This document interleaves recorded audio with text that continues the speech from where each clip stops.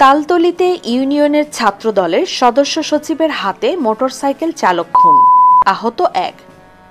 নিত্য নতুন সংবাদ পেতে ওয়ান টিভি নিউজ ইউটিউব ও ফেসবুক ফলো দিয়ে রাখুন। বরগুনার তালতলীতে পূর্বশত্রুতার জেরে ওই ইউনিয়নের ছাত্রদলের সদস্য সচিব আরাফাত শিকদারের ছুরিকাঘাতে মোটরসাইকেল চালক আরাফাত খান ইমন বয়স ২১ নামের এক যুবক নিহত হয়েছে।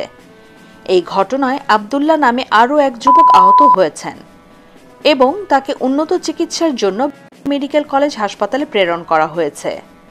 শনিবার ১ ফেব্রুয়ারি রাত আনুমানিক ৯টা ৪৫ দিকে উপজেলার শারিকখালী ইউনিয়নের কচুপাত্রা বাজারে এ ঘটনাটি ঘটে। নিহত আরাফাত খান ওই ইউনিয়নের বাদুরগাছা গ্রামের জলিল খানের পুত্র ও বর্তমান ইউপি চেয়ারম্যান ফারুক খানের ভাতিজা। সে ভাড়ায় মোটরসাইকেলে যাত্রী পরিবহন করত। একই ঘটনায় বাদুরগাছা গ্রামের মোহাম্মদ ইলিয়াসের পুত্র আবদুল্লাহ গুরুতর জখম হয়েছেন। স্থানীয় ও পুলিশ সূত্রে জানা গেছে, শারিকখালী ইউনিয়নের কচুপাত্রা বাজারে শহীদ শিকদারের সার ঔষধের দোকানের সামনে বসে ভিকটিম আরাফাত খান ইমনকে একই ইউনিয়নের কলারং গ্রামের শহীদ শিকদারের পুত্র ও ইউনিয়ন ছাত্রদলের সদস্য সচিব আরাফাত শিকদার এবং তার সাথে থাকা লোকজন মারধর করে। এক পর্যায়ে ধারালো ছুরি দিয়ে আরাফাত খানের বুকে আঘাত করে, মারাত্মক রক্তাক্ত জখম করে। এ সময় ইমনের ডাক চিৎকারে মোহাম্মদ ইলিয়াসের পুত্র আবদুল্লাহ বয়স ২১ বাঁচাতে এগিয়ে এলে তাকেও ছুরিকাঘাত করে মারাত্মক জখম করে, ফেলে রেখে পালিয়ে যায়। এ সময় স্থানীয়রা তাদের উদ্ধার করে।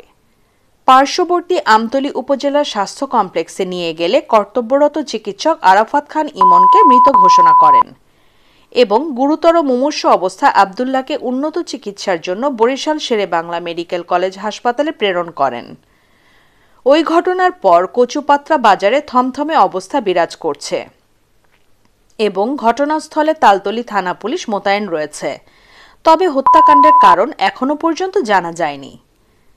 তালতলী থানার ভারপ্রাপ্ত পুলিশ কর্মকর্তা ওসি মোহাম্মদ শাহজালাল মুঠোফোনে বলেন, উপজেলার কচুপাত্রা বাজারে ছুরিকাঘাতে মোটরসাইকেল চালক আরাফাত খান নামে এক যুবক নিহত হয়েছে।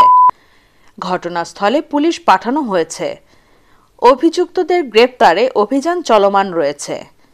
এখনো পর্যন্ত হত্যাকাণ্ডের কারণ জানা যায়নি। ধারণা করা হচ্ছে পূর্বশত্রুতার জেরে ওই হত্যাকাণ্ডের ঘটনা ঘটতে পারে। সম্মানিত দর্শক, দেশ ও প্রবাসের বিভিন্ন আপডেট তথ্য সবার আগে পেতে one TV news YouTube Facebook follow দিয়ে রাখুন।